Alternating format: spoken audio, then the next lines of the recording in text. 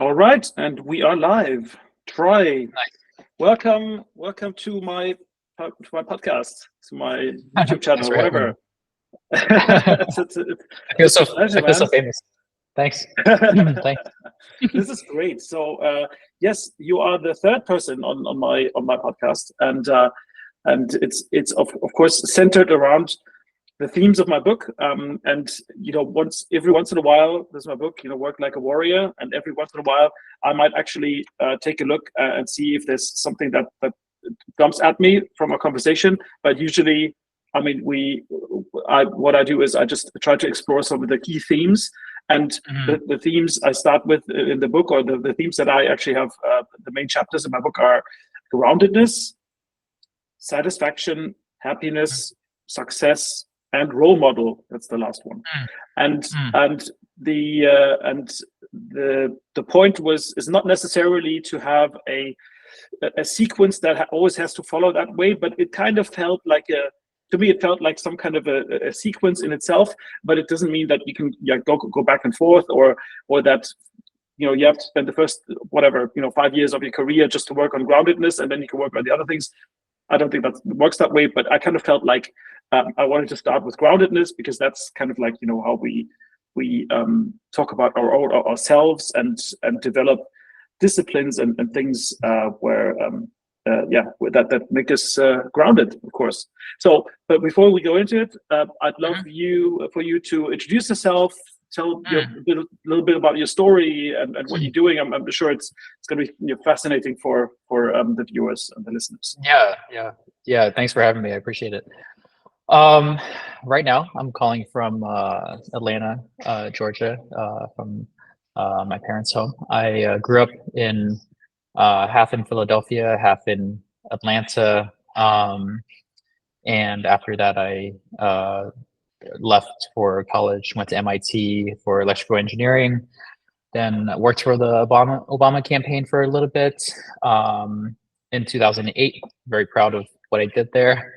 And then did my PhD at Johns Hopkins in biomedical engineering. I was working on MRI reconstruction techniques. Let's stay out of the the deep end there.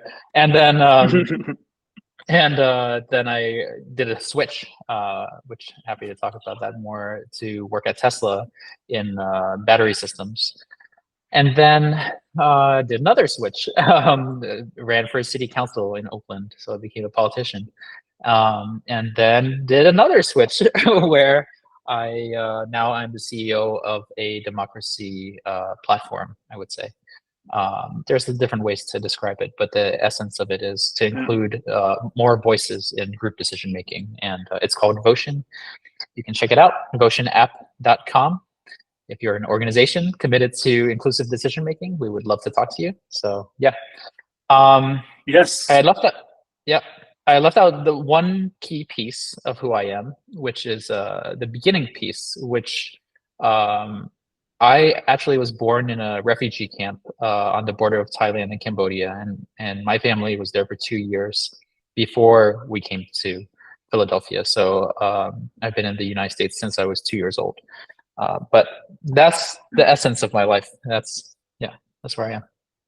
Yeah, it's a fascinating story. I mean, it's I don't even know where to begin, but I think maybe Yeah. I mean, but the thing is, it is quite. Then again, it is quite easy. I mean, because let's just pick the first topic, which is groundedness, Yeah. and let's just start in a very general way. I mean, what does groundedness mean to you, and over all these experiences? I mean, Mm, if you already have such a fascinating broad range of experiences, and you're doing something, mm, which is I find totally fascinating. So mm, how do you perceive it? What's your understanding? And yeah, what do you think mhm. about groundedness from your personal point of view and experience? Yeah, yeah. Groundedness. I read your book. Well, I didn't finish it, but I read parts of it, and I apologize for that. Not a good student, huh? But That's totally fine. Totally fine. It um, doesn't. That's the thing about the book. It doesn't have to be like finish it at one go. yeah, It's but gonna yeah. So no worries.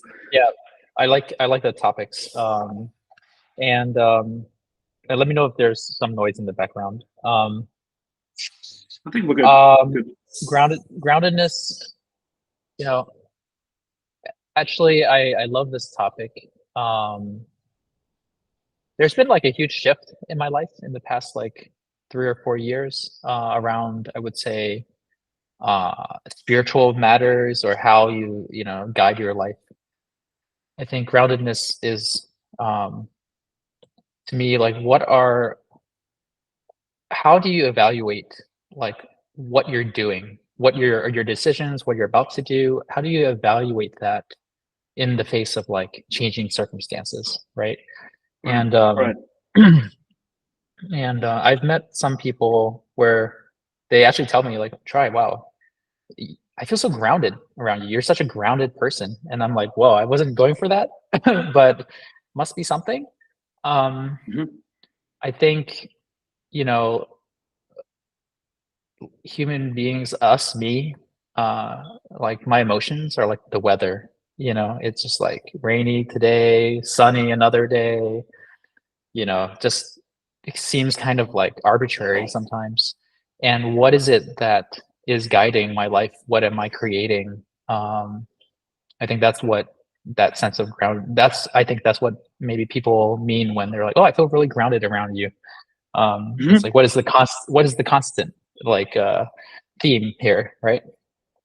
Yes, yes. This is, and already I can see the kind of the connection, and that's why I actually came up also with the archetype of the warrior with as like a symbol to connect Mhm. all these different elements from my book. Because as I was writing it, I had basically captured so many things that I wanted to share and so much advice that I've learned from my career, but also personal life. And then I thought, like, how does it all connect to it? And I think what appears in what you're saying, what it appears to me, or what appears as an image, and the kind of like the red line is exactly that connection to a higher cause, so to speak. Mm, Because mm, that's basically the definition of the warrior, in the warrior spirit, that you take responsibility for something that's bigger than you. And mm, then and so it's actually really almost funny in the sense that, and how with these concepts you can, they are kind of like reinforcing in a way. So you can say, mm, well, I need to become grounded, so I know what I'm doing, or I know why I'm doing it, and I know what to do mm, next. But then again, mm, also you become grounded by actually having that cause, because it mm. enables you to figure that out. And if you don't have Yes. that, then it becomes very difficult, right? It's so much. Yeah. I'm, and I want to preface this with something that's like given me a lot of these tools, or at least have a way to express them and be conscious about them, is a program called Landmark. I don't know if you've heard of it. Maybe I mentioned Mhm. it to you, but Nope. I took, there's this 3-day seminar called the Landmark Forum, which I took like in 2000, right before I ran for office, 2020, I think. No, Mhm. 2019. Mhm. I ran for office in Mhm. 2020, and it was like a difficult time in my life. I didn't know what I was doing. I just left Tesla. I was like, what is my purpose? And didn't have a good relationship with my parents, and like achieved so much on paper, and then like, but not very happy. Um, Mhm. and but I just wanted to give credit where credit is due. This is not original thoughts by any means. It's like I've learned from so many people. Um, Yeah. um, well, but you were talking about The why am I losing landmark. that? You were just Mm. explaining the landmark forum and how that helped you, or Yeah, maybe that was a part of a. no, there was something you said before that I wanted to answer. Oh, okay. It was something. Connecting to a higher purpose, or like a cause Yes, that's bigger than you. yes, connecting to a higher purpose. Hmm. Um, I don't. I I don't know if it's necessarily connecting to a higher purpose. Well, it's more like being conscious of whatever purpose that is. If you are, um, and yes, it is better if it's a higher purpose. If it's a purpose outside of you, Hmm. because it's very small. You're creating a very small influence by just having it be about you, right? Yes. Yes. And but I think for me, it's I don't know if I don't think there's any one correct purpose. Like for me right now, it's like creating joy, beauty, and Yeah. adventure. Mm-hmm. For not just for me, but for everyone around me, right? And the Mm-hmm. more responsibility. Oh, maybe this is. I wish I had remembered what I wanted to say. But the more you can like take responsibility for that existing in the world, like joy, beauty, and adventure, the more I can be like, oh, I am that possibility of that in this world, right? Like without me, those things wouldn't Mm-hmm. exist. The more I So can the be like, I'm this. potential, it's like you're connecting to this potential, so to speak. No, I am that. Like it's like the question of like, I think a lot of times, and I was reading in your book, about how we spend a lot of time just like trying to look good to other people. Mm-hmm.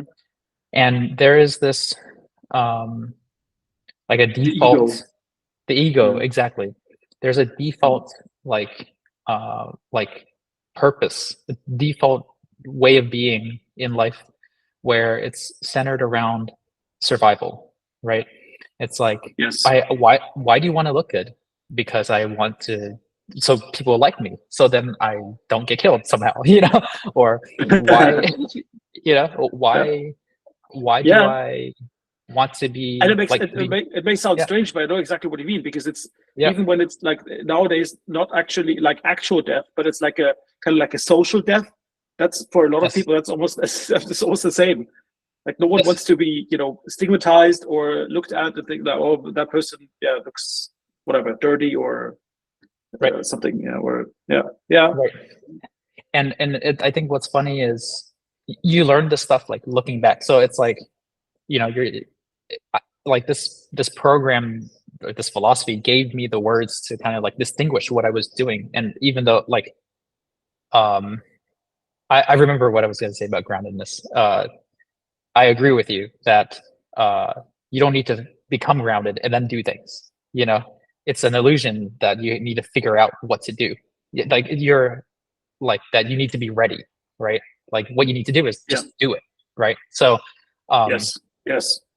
but yeah, just to go back, uh we were see now I like jump around.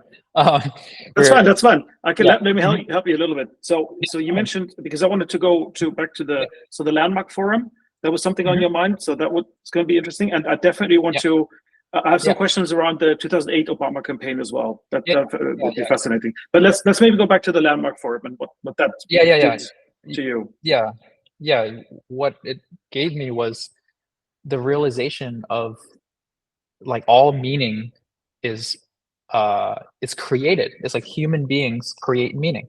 Like, if you imagine the world, like I've used this analogy before, it's like a camera, like just like looking at us, right? What would it see? Mhm.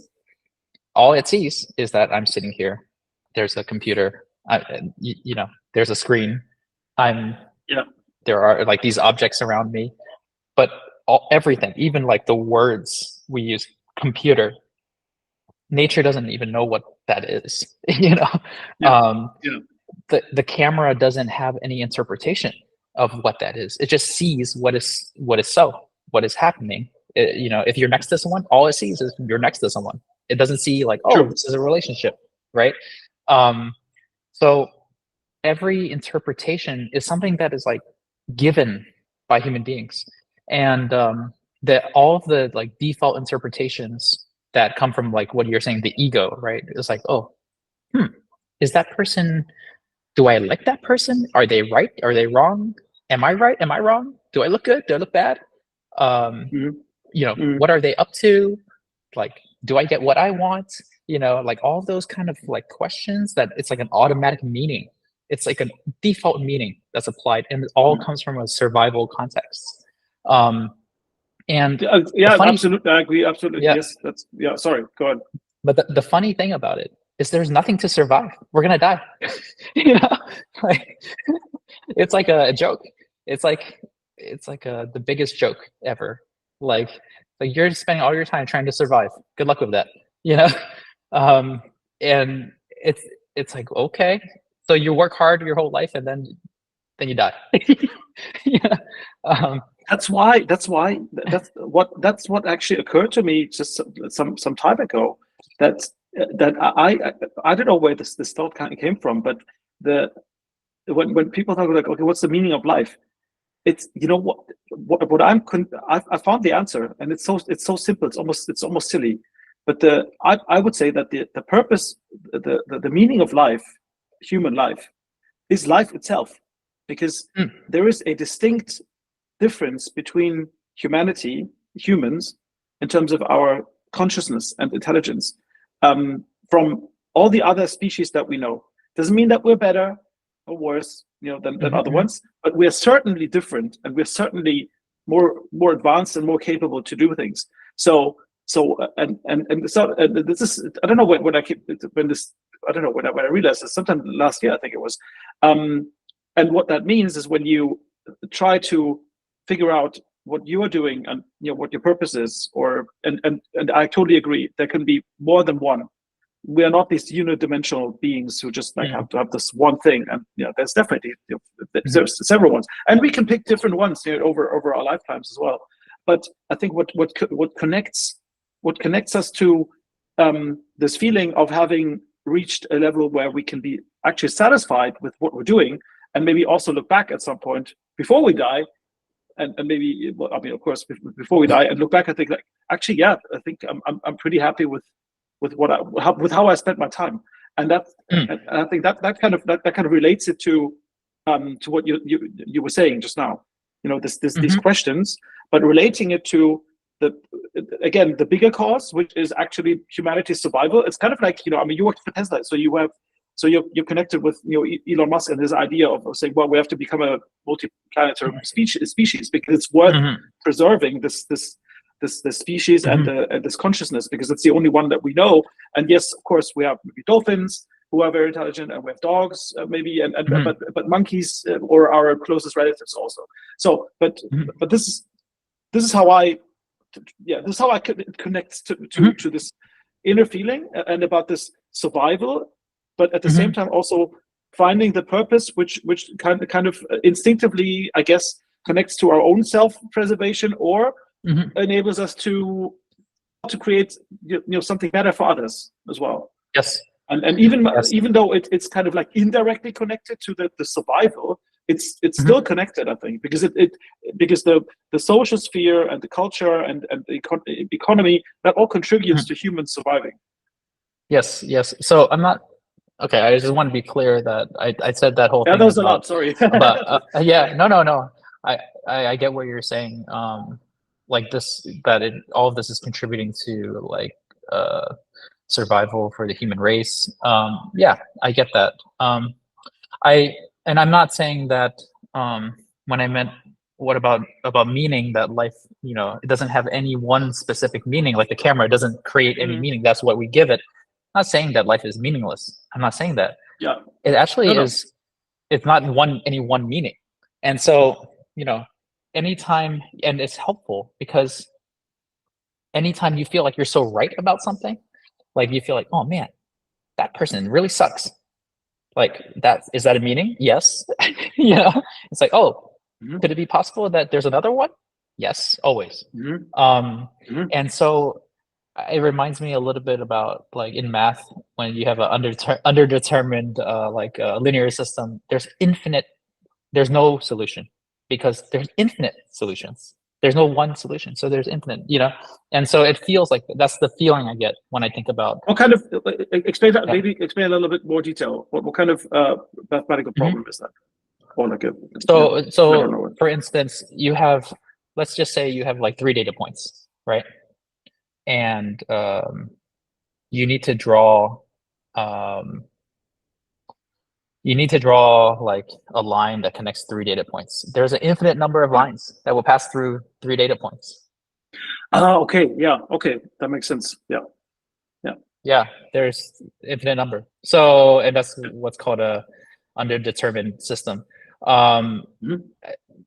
I mean, if you're forced to draw a straight line, you can have a straight line, and the straight line is like slope and y-intercept. That's like 2 parameters, and you're allowed 2 Mhm. data points, and you can draw 1 line. You can't have 3. 3, you can't draw 1 line, right? But if you're allowed to, like, you have the 3 data points, and if you have another model which is not a line, some curvy thing, it depends on how curvy you allow it to be, So what Mhm. I'm saying is, like, in life, there's like infinite number of interpretations. There's no one Yes. interpretation, but then we can easily fall into there's no meaning, right? Because I don't know the meaning, but it's a trick. Yes. Yeah, Exactly. it's a trick because Yep. Yep. every meaning is valid. Every meaning, all those lines will pass through those 3 data points. It doesn't mean that it's not valuable. It doesn't mean, like, just because you say, "Oh, that guy sucks." That's like one possible interpretation. It doesn't mean it's invalid. It just means that there's another Mhm. interpretation. That's it. And Mhm. so Mhm. my point in this is, we get to create uh, the world we want to live in. We get to create the interpretation. And so choose the one that empowers Mhm. you, you know, Mhm. because it's valid. Mhm. A lot of times Mhm. it's like, someone says to you, like, I've been learning to play the guitar and like sing. And, it's terrifying to do it for me. Um, and it's terrifying because it's something new. And someone could say, "Oh, you'll suck at it," right? Or you could tell yourself, "Oh, I'm going to suck at this," or you could say, "Oh, this is part of a journey, part of a beautiful journey of like adventure and like self-discovery and self-expression." And even if it doesn't go well, it's like people are going to love that you tried. It's not lying to yourself, right? Because it's the other one is also lying to yourself. Like, "Oh, I'm going to suck." That's Yeah. also lying to Yeah. yourself. Yeah. Um, Also, and the it's not. also Yeah. mm, Mhm. Go ahead. Yeah. so it's like the image. The image that comes to my mind is now Mhm. with this like you're starting this something new, and obviously when you start something new, you're not going to be great at it, but by default, by definition. Yep. But what can keep you going, and what keeps you going, and first of all, it's just, I mean, the starting part is the important part, but then also Yes. realizing that you're connecting to this journey, and you can fully embrace these elements where it's like the complete basics that you have to do, and Mhm. and it's going to be difficult and even frustrating sometimes, when Yep. maybe you're trying something that you really want to be able to do, and you just can't do it because you need more practice, and that can Yes. be frustrating as well. But the point is, what can keep you going is understanding that you are on this path, and Absolutely. that at some point you can reach, you can reach that next level. And it's Absolutely. probably an infinite path as well, when it comes to that kind of stuff, like, playing the guitar. I mean the range is so incredible. You can think about like the complete basics, and then, like, Slash or Jimi Hendrix or someone. Yeah, I mean, you could be like, "Oh, I suck only in comparison to someone else." If I compared myself to like a mosquito who can't even hold a guitar, I'm great. So it's like, what is the Yes. interpretation? What interpretation? Yeah. What is the right one, right? It's like Yeah. Yeah. any interpretation is not the only one. And So yeah. yeah. Mhm. Mhm. So, and Go I have ahead. 2 questions on this. So, Mhm. one is Yeah. actually the one would be interesting is, what do you think about values? Do you Mm. believe there's such a thing as values that connect to that? And and Mm. and again, and then the second one is how does it connect to this thing, that the landmark forum that you mentioned earlier? That would be Yeah. really interesting. And feel free to move the discussion along because I'll just like ramble. No, it's fine. It's fine. Yeah, I mean, the landmark forum like kind of taught a lot about And like usually, the. usually it's this Mhm. is what I love. Actually, when Mhm. you just go from thought to thought, because when we are, I read this by a psychologist, and he said, why we humans, we actually think while we're talking. So that's why it's so important to talk. Mm. So you don't need to have Yeah. the answer yet. Mhm. It's and but you will get there while you talk. So I mean, just go ahead, Thank and you. that's what Th- we're here for. I appreciate you listening. That's like that's a very takes energy, and that's a service. And I can talk more about the importance of listening also. But the Landmark Forum just taught me, like, you know, some of these basic concepts, or not basic, but some of these concepts, like, oh, like life itself doesn't have any inherent meaning. And then when I was like, oh, interesting. And then you know, all these worries, all these automatic thoughts I have in my mind about, like, do I look good? You know, am I looking bad? You know, all those things. They also taught that. And, you know, when I was younger, you know, values, let's get back to values. When I was younger, I spent a lot of time meditating. I like in high school, I was a very anxious person, still anxious person, but that's okay. And what's different is I've tried to solve it when I was younger. I was like, let me fucking meditate and are we allowed to curse? I don't know. Let me meditate. Of course. I actually read somewhere that when people who curse are actually more honest. I'm honest. So it's a sign that you're authentic and you're honest. So okay, great. Right. I want to look authentic, you know. Just kidding. I'm just kidding. There you go. Yeah, exactly. I'm just kidding. So I was like, oh, let me meditate. And so I'm like, I'm the Buddha, and I'm like enlightened, no negative thoughts in my mind. I'm just like floating around, like completely thoughtless, right? Like without thought. And like, no, there's no more suffering, there's no more clinging, you know, all those things. Yes. I did not think that I would achieve like the closest thing to enlightenment possible while sitting in like an office room, like doing this workshop. Because in this room of like 150 people, I realized that everyone has the same problem. And I realized it is what it means to be a human being, to have those thoughts. It's like trying to fix that is trying to take the wheels off a car. You know, it's like, it's an inherent part of what it is. Yes. And not only that, there's nothing wrong with it. There's nothing wrong with having like a set of automatic thoughts that are centered around survival. You know why? Because it's basically like, what if you didn't feel any pain, right? You just like start cutting off your fingers, you know?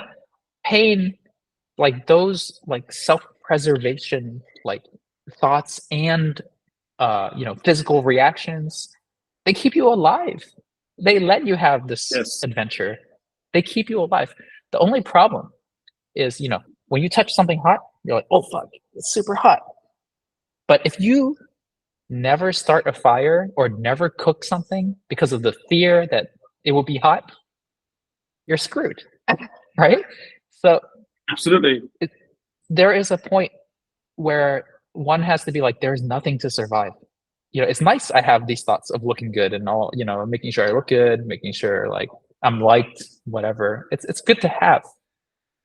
But it's like eating potato chips, you know, it's like, that's kind of the bare minimum of life, right? This is fascinating because I remember so many things. I mean, first of all, I have a scar here on my elbow when I was messing around on a beach in Spain with like burning sticks and stuff like that, and then I like stumbled and like fell into it when I was like 9 or something. So that was something that I learned to figure out. So it's a fascinating thing, but you have to kind of be cautious about it. But on a bigger, like on a higher level, there's a really fascinating kind of like a balance between two things. The one is the state of mind where you can just really let go, because you know that, well, you have a finite existence, and you know everyone around you also has a finite existence. And I've actually had this sometime occur to me when I basically in meditation, before I started meditating, because before I knew what it was. And I was, for example, I was on a really like long haul flight, like 12 hours, flying away from Europe, and then and at the time I was actually quite anxious in terms of flying. So I would always go on planes, but whenever it would get bumpy, I would get anxiety basically, and it wasn't not crazy, but uncomfortable. Anyway, I remember spending almost 5 hours just listening to podcasts and kind of like dozing off, and then reaching this state of mind where I had let go, and I'd kind of like detached myself from my existence, and I was almost basically I'd ceased to be afraid of dying in that moment. Oh, wow. And it was incredible. Yeah, I mean, it took 5 hours, but it was really really incredible.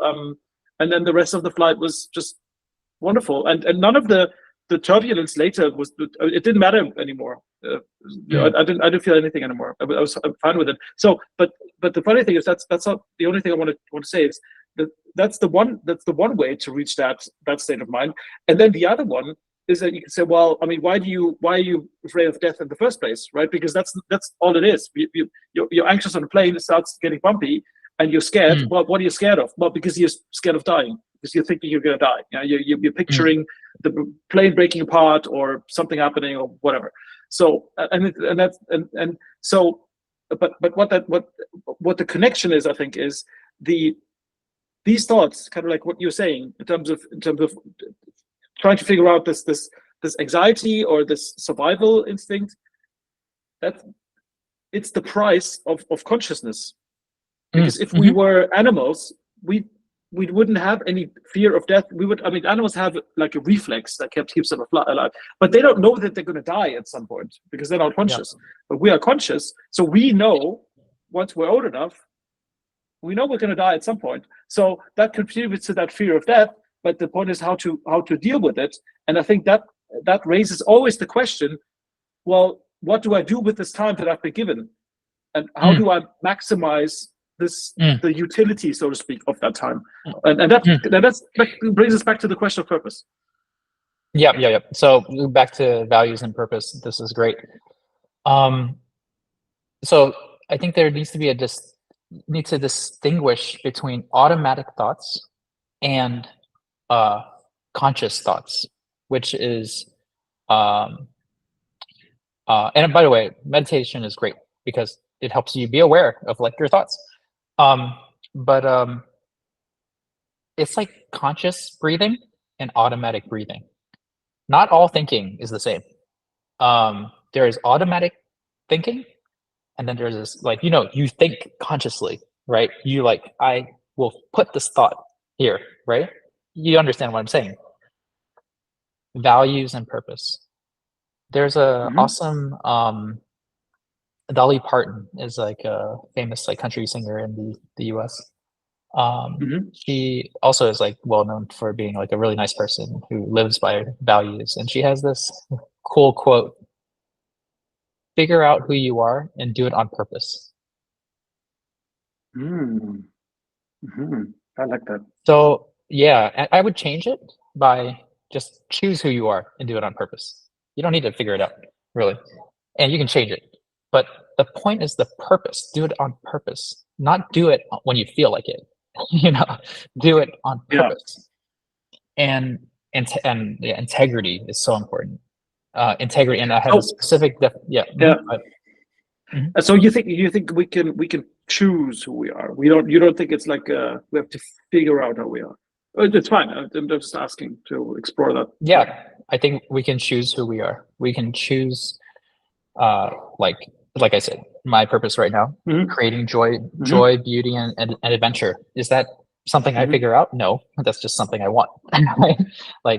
Yeah, I think your purpose has something to do with what you want. Maybe it inspires you, and so there is something about it that like causes you to like move forward in life. To be more creative. But I don't think there's any one purpose. You can change it. There isn't.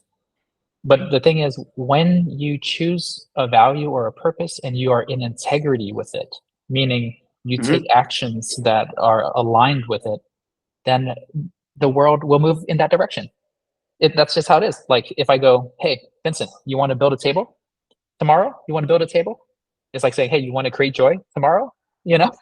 And Yes. as long as we Yeah. continue to take actions, the universe will just, the future will just align towards that. And so you are the source. Yes. Yeah. Yes. Yes. That's absolutely true. And how does it?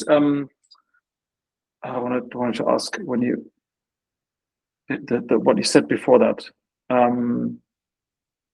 Something, but I lost the thought. But it doesn't matter. I'm infecting but you. let's go. So, but that's fine. But the other thing that I'd asked you is the thing, the concept of values. When you say like, okay, there's an infinite path, so every single path has meaning. But like, how would you differentiate between, because you could, theoretically you could choose like a path which would actually lead to the suffering of other people. So yeah, you could. But would that be meaningful? I mean, there would have to be some kind of like a moral judgment, right? Yes. So yeah, I don't. This is a question I don't have an answer to, because one of my values is love, right? And that's like, I have my purpose and I have my values. Love is one of them. Curiosity is one of them. Courage is another one. These can also change. But, I think what makes these values a little different is it's distinct from the survival context, right? It's like love, making sure like the well-being of all people, all living things, just caring and loving and making sure that it's not just about you. I have, and then it's like, why do we choose this over something that is like destructive, right? And what it reminds me of, when I traveled to Guatemala, and like a couple years ago, I went to Guatemala City, and my parents too. They worked so hard to escape the jungles of Vietnam. And they're like, Yeah. "Oh my God, what are you doing?" Okay, this is terrible. They're like, "What are you doing? Like, why are you putting yourself in danger?" Obviously, you've never been, but they're just, and what they're saying is they love me dearly, right? Um, um, but I got there, and I was safe. But I was still a little scared because I walked into Guatemala City, and it was like kind of run down, a little bit disorganized. Have you ever been there, Guatemala City? No, Yeah. unfortunately not. No. Okay. So I called my dad, and my dad said this. He said, "Try. If the proportion of bad people was higher than good people, Guatemala City wouldn't even exist. It wouldn't even exist." True. Yes. We are the descendants of people who chose love. That is amazing. That's really cool to put it that way. It actually, yes, it means that on the whole, across the entire history of humanity, that this proves that there have been more like morally good acts than bad acts. Otherwise, we wouldn't be here. We wouldn't be talking. Yeah, we're here. It proves it. Yes. That's such a positive message. That's such a positive message that I think sometimes get lost. It really gets lost in a lot of just like the craziness and how we see, like, of course we get mostly negative news because that's more emotionally interesting apparently to people, and it sells more clicks and whatever adverts. But like on the whole, it's what can I say? It's so true. Mm-hmm.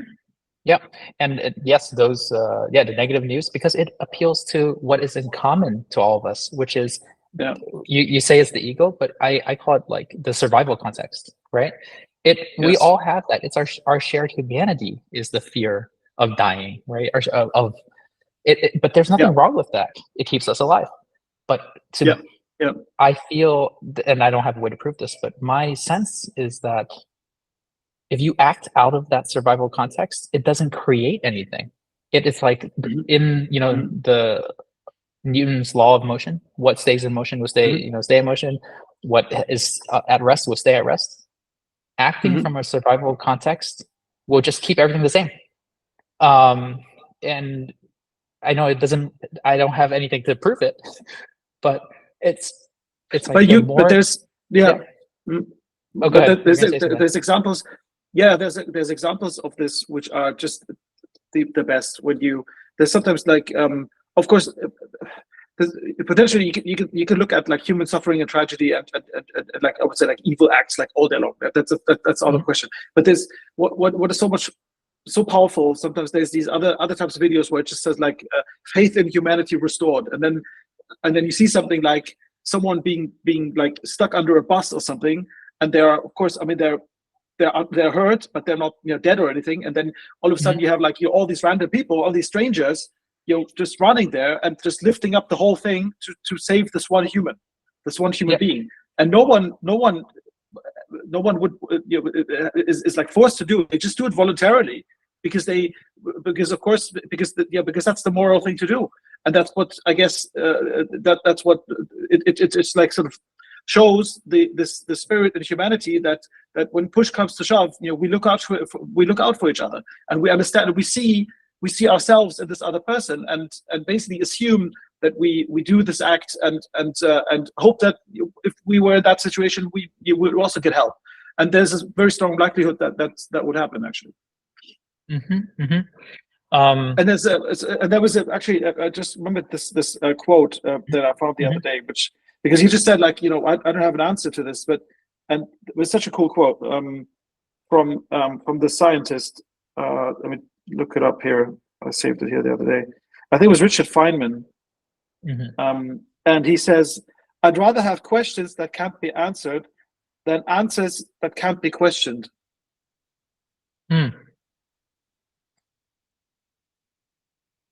Yeah. I don't know. I just liked it. I really liked it. Yeah. So that kind of, I remember that when you said like I don't have the answer to that. So, yeah, it's boring if you have answers that can't be questioned. I mean, also anyway, another thing. Yeah, go ahead. Go ahead. Push the conversation along. So what I wanted to point out, just as I was listening to what you were saying, is that so what my observation is, of course, of how you are acting in the world, why it makes so much sense to talk about this, in the context of the book and these themes, is that basically how you are approaching these things is how I also perceive it to be in the warrior spirit, where you are pushing ahead. You're scared, but you do things anyway. Like you take up the courage to do it, and it's like I read this. I mean, so many other quotes as well. Things don't get easier, but you just get better at things the more you do, and the more you kind of put yourself out there. So that's one huge connection that I see here, in all these different things that you've been doing. But specifically, I wanted to ask you about something which I found fascinating, because you mentioned that you had around 2020, you had this kind of like this, almost like a crisis of meaning, so to speak. How was it? Let's go back a bit before that. What did you do in 2008, and how did you feel when Obama was elected? Like how did you participate? What did you do, and what happened? Yeah, I started volunteering to canvas. I was going to school at MIT. Oh, no, I just finished school at MIT. I got my master's, and we were canvassing in Rhode Island. Canvassing, I don't know. I know you're in Germany. You knock on doors. I don't know if the same words apply. Yeah, okay. No, just go ahead. Yeah. Okay. That's fine. Yeah. And then I really cared about electing him. I mean, part of why is multitude of reasons. Someone who mentioned there was a professor at Harvard constitutional law, Professor Lawrence Lessig, who pointed out that our democracy is like dominated by the influence of money, and that's not aligned with every person being valued. It's not aligned with that for me, and so I'm like, I need to do something about this.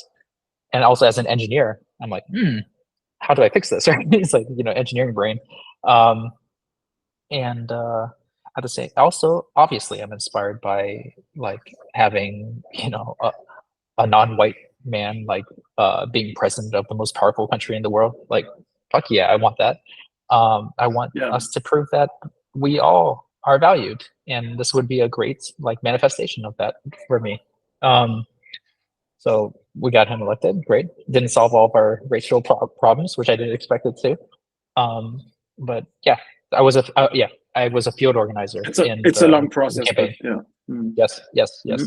And so yeah, I was a staff member. I became like, that was my full-time job, to go from city to city, to organize volunteers, to knock on doors, to whatever is required, Yeah.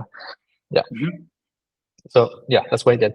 Is that the question? What did you learn? What did you experience when you were doing that? And how did that also, like, maybe also in the topics of these elements, like in terms of groundedness, or that would be interesting, okay. Or like satisfaction, or even happiness.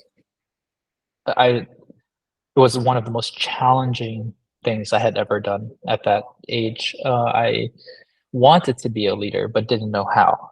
And I felt like I was, I was 20 something, I don't remember what. And it was super challenging. When I look back on it now, it was one of the most satisfying things I had ever done. And what did I learn from it? I learned that people are super nice.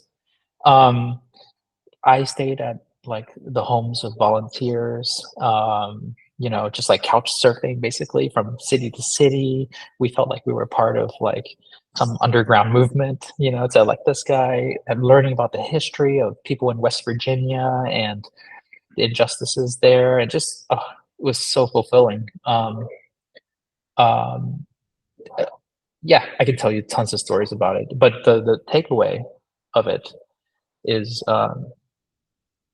it made me more proud to, I know this might be an unpopular thing to say in Europe, but like, it made me really proud to be an American. People are super nice. Like yeah, I mean, yes, there are exceptions, but my direct experience was they were very kind to me.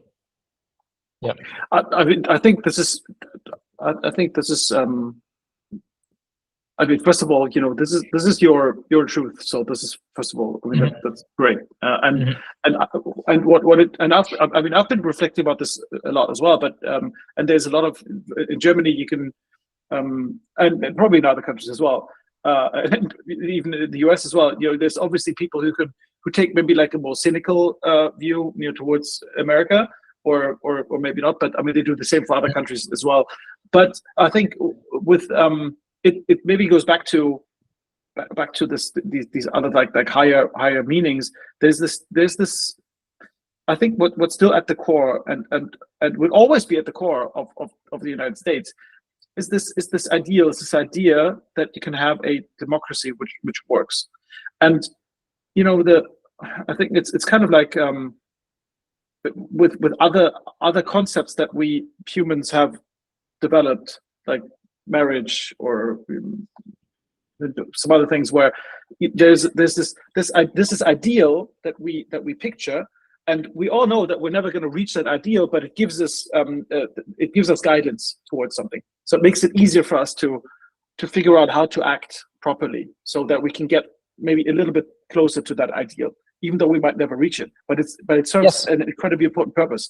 And this is what I always, with all the different things that I observe in American politics and global politics and everything, but this is always something where I try to keep to have like a detachment, have like a separation between some of the things that are going on, where I would think it's not the best way to do it, and still this ideal and this core idea which connects the people who live in the US, or I mean, we now have similar ideals in Germany as well. Yeah, I mean, Germany went through a whole different history, but I would say the ideal is still the same. However, the journey to get there was very different for Germany. I'm not gonna pretend like we haven't done crappy things so many crappy things. Of course, I mean, and probably every country. So it's and it's not to say that it's it's not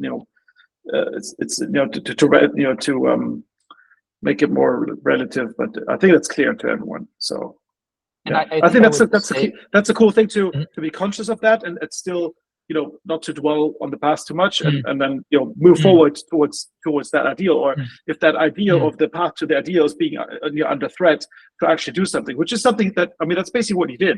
You know, you saw this possibility, you saw this opportunity. There were so many things that, and I was similar to I completely understand where you're coming from, because even from Germany, you know, we had watched George W. Bush, you know, the presidency for 8 years, and then yeah, and then Obama sort of appeared on the scene, and it was amazing. I mean, I went to a speech that Obama gave here in Berlin, because I wanted to see Cool. him. I wanted to, yeah, it was so cool, and even I was so even we felt it over here. We felt that Mm. that kind of that spirit of saying like, hey, we can do better. We can do this. Yeah. So it was, yeah. So I can totally relate. But it's a cool And thing that and I you were proud of that. thank you. And I just want to add like one more thing to this, that it's like important, kind of vulnerable also, but important. You know, before I went out to, like, you know, I was in West Virginia where everyone is like, they don't look like me. Okay. And I had thoughts like, man, what's going to happen? Right. Survival context, right? Automatic thoughts, Right. like, you know, Right. and I was surprised, you know, by that. But I think it's important. I think an important thing I learned about myself in that workshop is I thought there was something wrong with me for having brown skin. I thought like life would be easier if I didn't. I thought Wow. the point is that I thought that there's something wrong. Basically, you know, you can interpret it in many ways, but it's like something's wrong.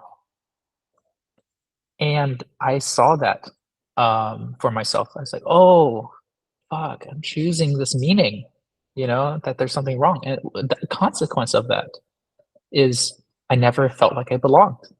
I never, it's like people who loved me, I couldn't receive their love.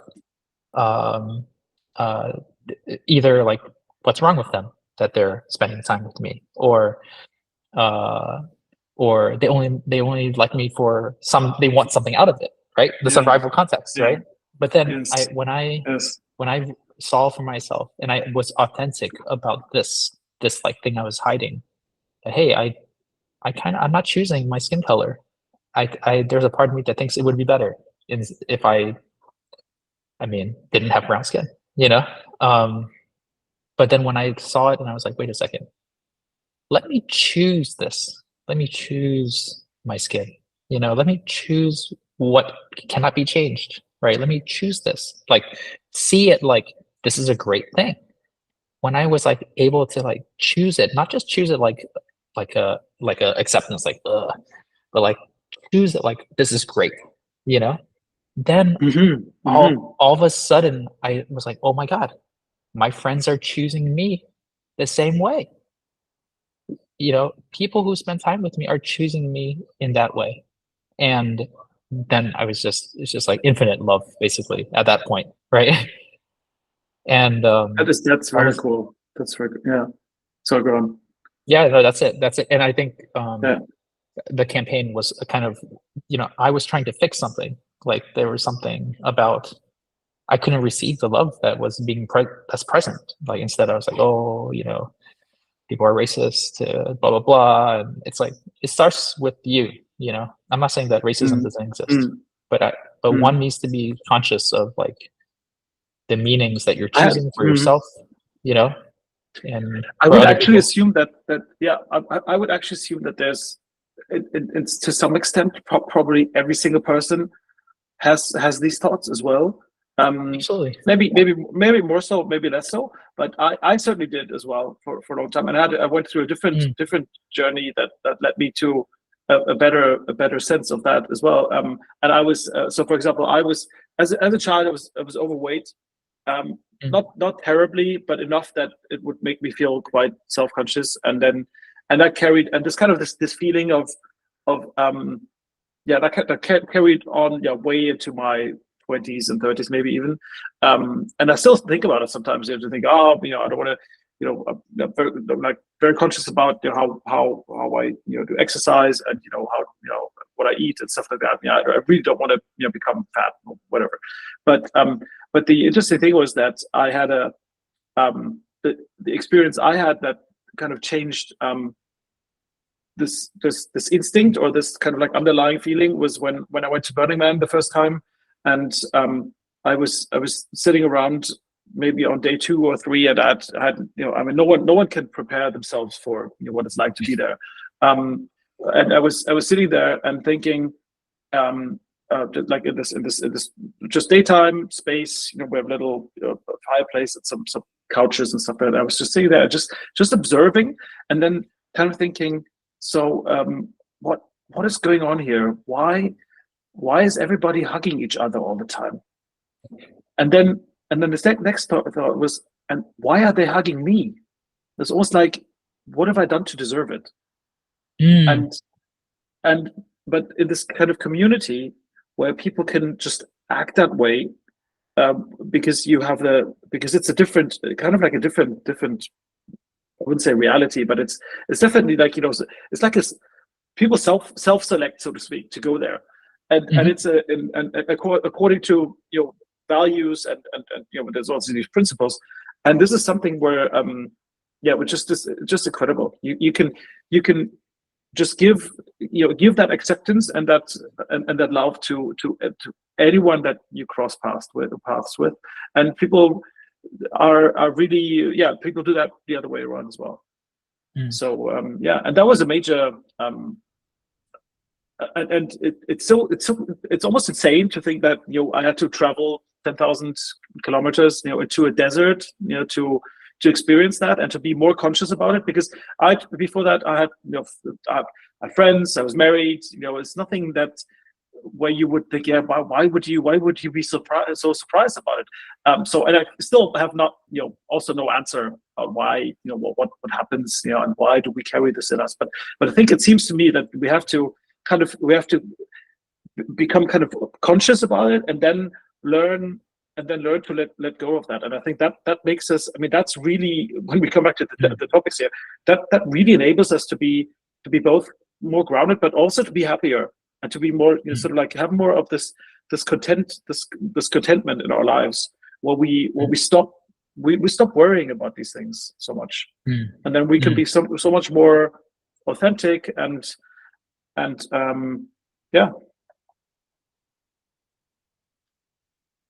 don't know. Cool. That's what I thought about that.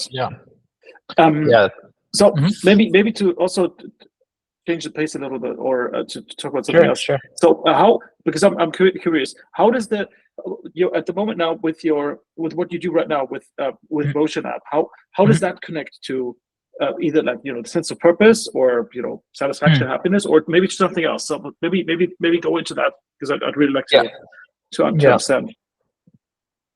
I mean, ultimately it's about love, and ultimately it's about making sure every person matters. I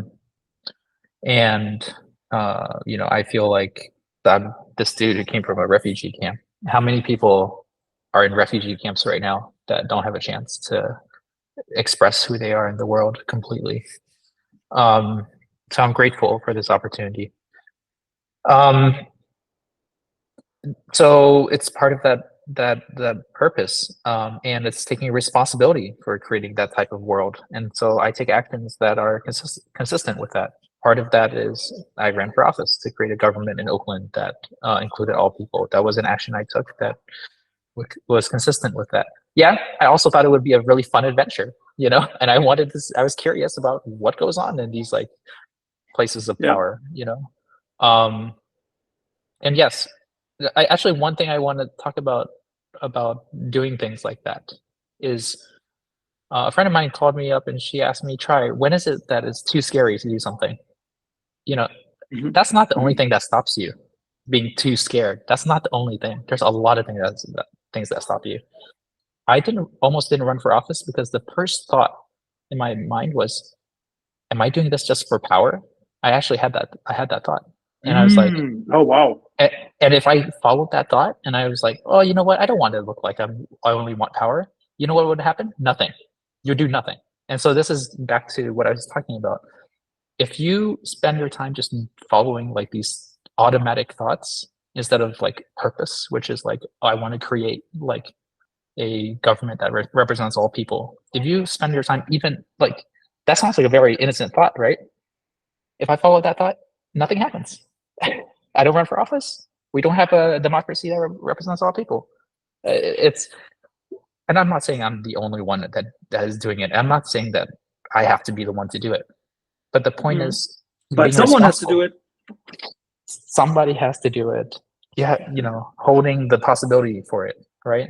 And so, anyways, so yeah, the company is. That's why. Also, there's so many cool things about it. There's also just simply by doing it, you are already. I mean, not just. There's not just these things that relate to your own self, and your ideas and your drive and your courage. But it's also, you have an effect on other people as well, and just by having gone through that process and maybe and having spoken to people and talked to them about your vision, about what you wanted to achieve or wanted to do for Oakland, and these things, that you already made an impact on that. Yes, it doesn't really matter if you of course it would be cool to actually, have actually won that seat, but even before that, it already has an impact. Yes, absolutely.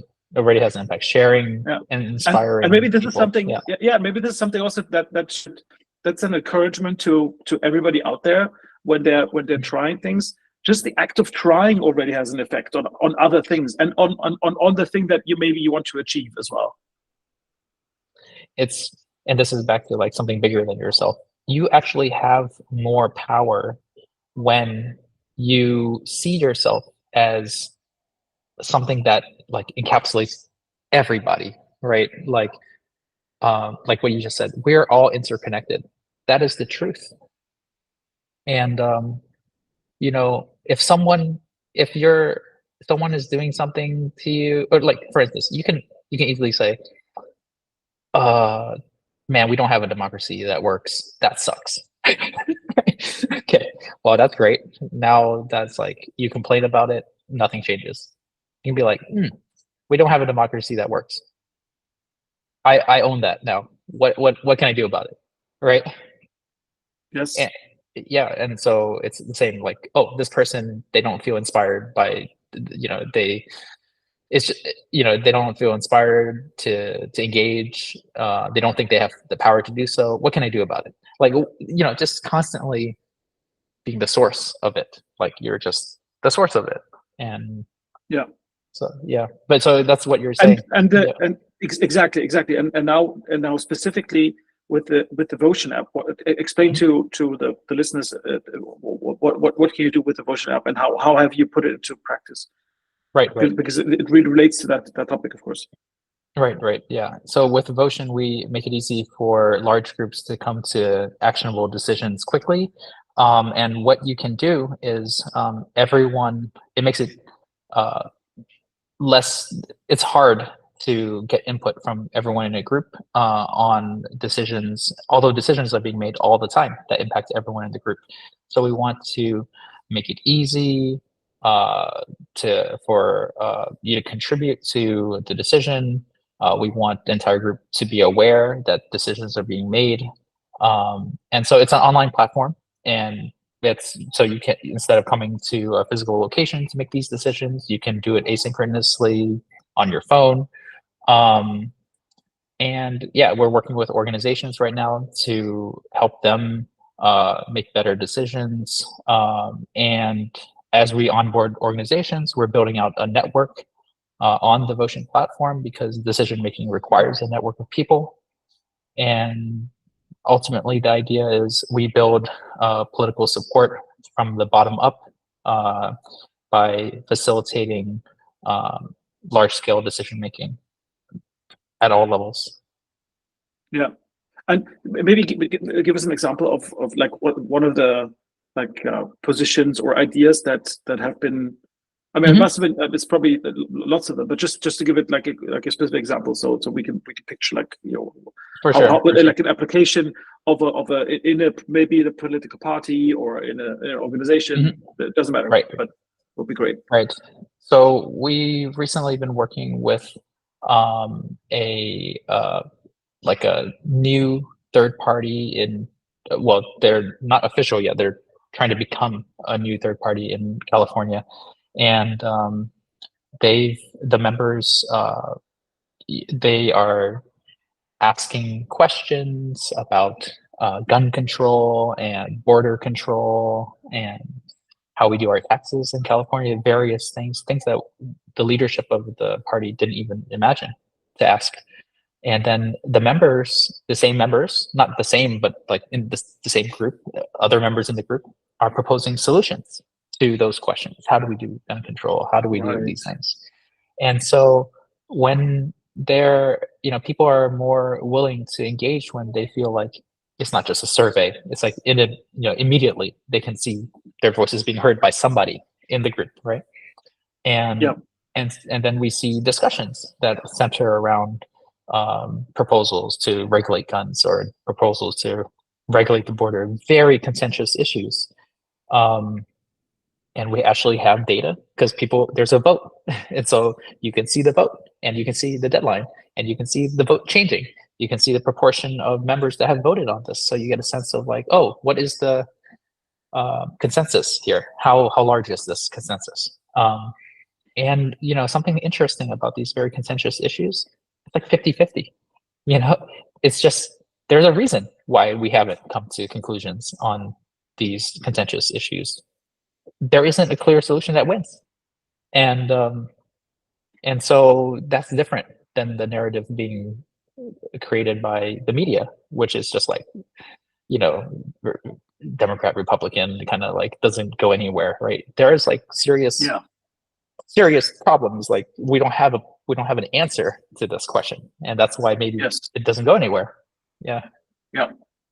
And this seems to be also something that I've been observing, because I've been also more politically active here in Germany as well, but just like on a local level. But I've been observing this almost this trend or this necessary development.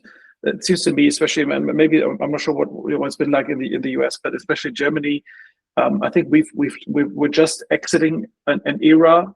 And I really want to call it an era because I think went on for more than a decade, maybe longer,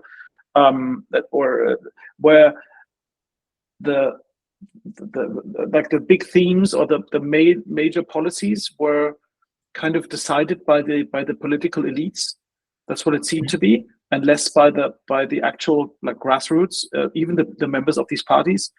And that led to some major decisions and like policy lines that were implemented, but led to at the same time to a major disillusionment on behalf of the voting public and also party members. And I mean I can only speak from the political party I joined, but only just in the last 2 years there's definitely a change where I can see it when sometimes we interact, or we have some of the members of parliament, visiting in our district, and then we have a panel discussion, or some kind of question, and just over the last 2 or 3 years, people have become much more active in asking questions, discussing, sharing their points of view.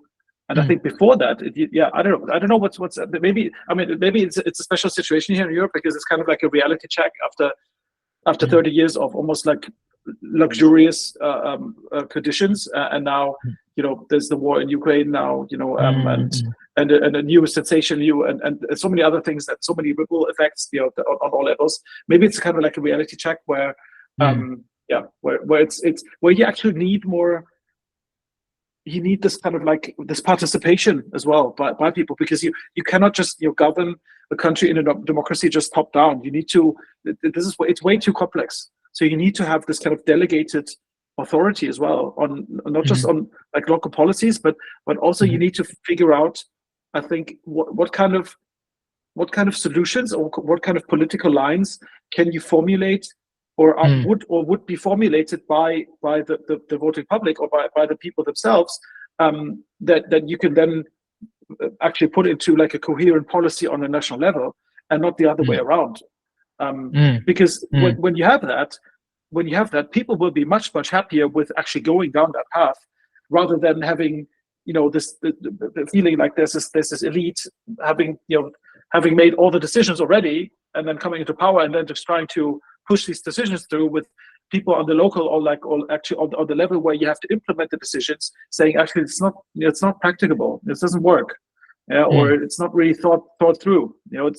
So I've been kind of thinking about that. That's great. I love that you're thinking about that.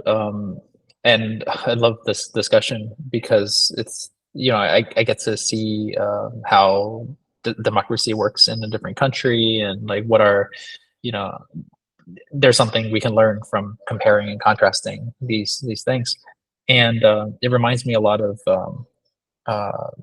these like NGO projects in developing countries where an NGO wants to implement like a water project in like Guatemala, for instance. So they go into the village and they just say, this is what you need to do, and expert tell them to do that. But all the rights of, they need the approval of the local people, and they spend a bunch of time and money and then end up not getting the approval because the people don't trust them, and then it fails.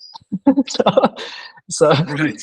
that actually happens a lot. And so this is great example. Similar to what you're saying. There is a cost to not being heard. And it's not about going with agreeing. Listening is not about agreeing. Like, I can listen and okay, that's what you think. Okay, good. It doesn't mean I have to agree with it, but making you feel heard, I can make you feel heard, right? It's important to make people feel heard. And so there's, I'm not advocating that we just do. And it's important to listen to people and to yes. adjust maybe also your yes. When you have that kind of that position of power, so to speak. Yes. But you have to exercise that power in the way in within the consciousness that you've been trusted with that power from other people. It's not yours, it's not actually this power doesn't belong to you. So so we come back to the ego, right? We come back to the ego, which is, I think, is a huge problem for politicians, that their ego guides their decision making rather than understanding, hey, where does this power actually come from? It comes from the people that I should listen to and figure out what of their opinions or their ideas actually fit into the best possible consensus, or the best possible decisions that I should take. Right. And it's challenging to scale, like making people feel heard. It's costly. Listening is costly. I heard a podcast about it. It takes a lot of energy to listen. Oh yeah. Yeah, and it's a gift that you give someone to listen to them, and you can't create anything new without listening to them. If you come to me, if we're like, hey, let's go get some dinner, and then you're like, oh, I want some sushi. I'm like, no. You're like, I don't want to deal with Tri anymore. If I go, oh, you want some sushi? I had sushi yesterday. I don't know if I want it. Then it's a little bit, I'm not, it sounds a little bit manipulative, but like, you need to make people feel heard to build, and maybe you're like, oh, but I haven't had sushi in a long time. And then like, yeah, we can work on it. It's a dance, right? Yeah. Oh yeah, definitely. Yeah, it's totally. But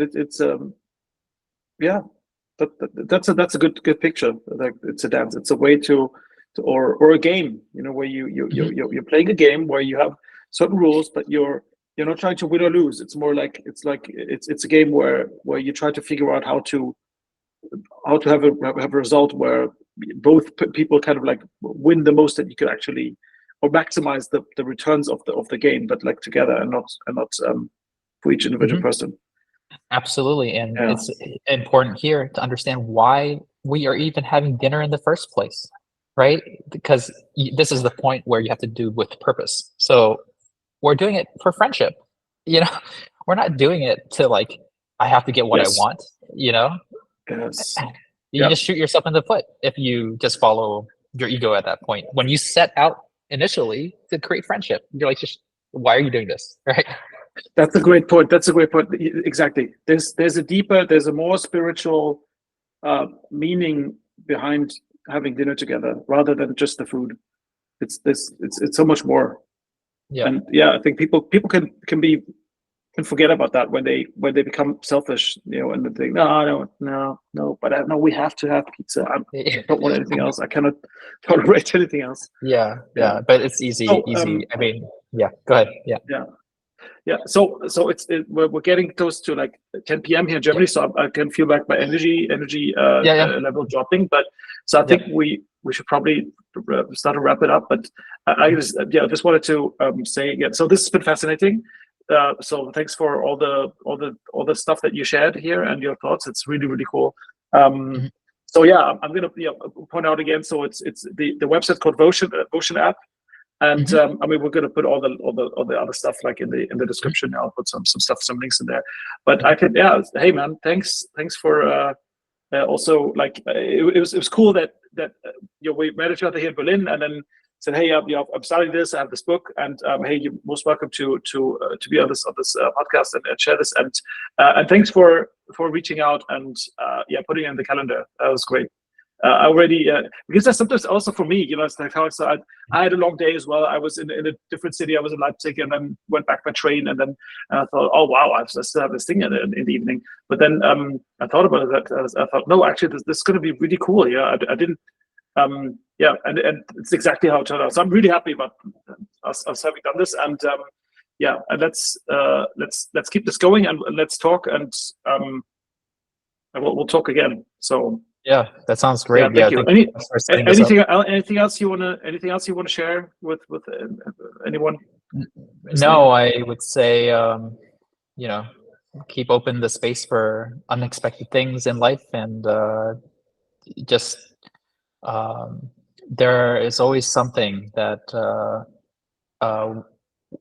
to be surprised by, and what it takes is just the courage to go and do it, even if you're not sure what's there. And so I really appreciate you encouraging me to do this podcast, and giving us a chance to talk about what Votion is up to. And I'm looking forward to talking again. Awesome. Great stuff. So it's votionapp.com, and the book is called Work Like a Warrior. Find it on Amazon. And if you know anybody who maybe would also be interested to be on this podcast, please, you'll be most welcome to connect us. And other than that, I can only say have a great day over in Atlanta. You have almost the full day ahead of you, and we'll talk soon. And all the best. And it was a pleasure. All right, thanks, Vincent. Bye. Thanks. Bye.